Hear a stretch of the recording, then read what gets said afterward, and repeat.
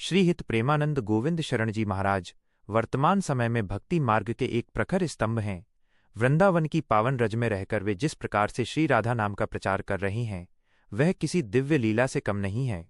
उनका जीवन हमें सिखाता है कि शरीर की प्रतिकूल परिस्थितियों के बावजूद मन को ईश्वर में कैसे लीन रखा जाता है।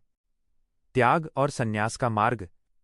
महाराज जी का प्रारंभिक जीवन त्याग की पराकाष्ठा है।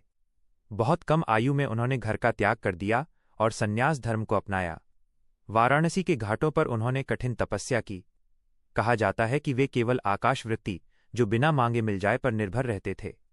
उनकी निष्ठा और सत्य की खोज उन्हें अंततः वृंदावन ले आई, जहां उन्हें श्री हित हरिवंश महाप्रभु की शरण प्राप्त हुई और उनकी भक्ति राधावल्लभ संप्रदाय की ओर मुड़ गई। किडनी की बीमारी और अडिग विश्वास।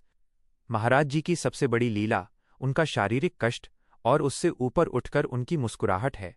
उनकी दोनों किडनियां पिछले कई वर्षों से काम नहीं कर रही हैं और वे नियमित डायलिसिस पर रहते हैं।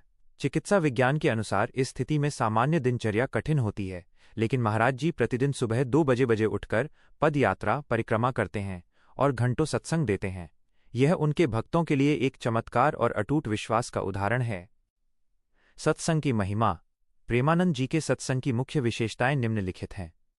नाम जप। वे हमेशा राधा राधा नाम के जप पर जोर देते हैं।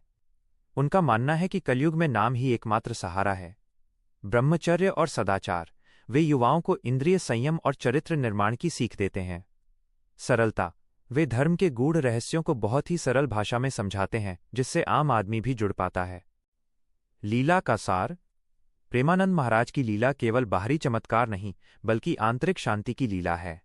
वे सिखाते हैं कि मृत्यु निश्चित है, इसलिए हर क्षण को भगवान की सेवा में लगाना चाहिए।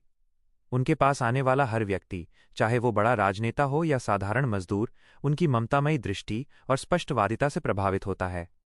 आज के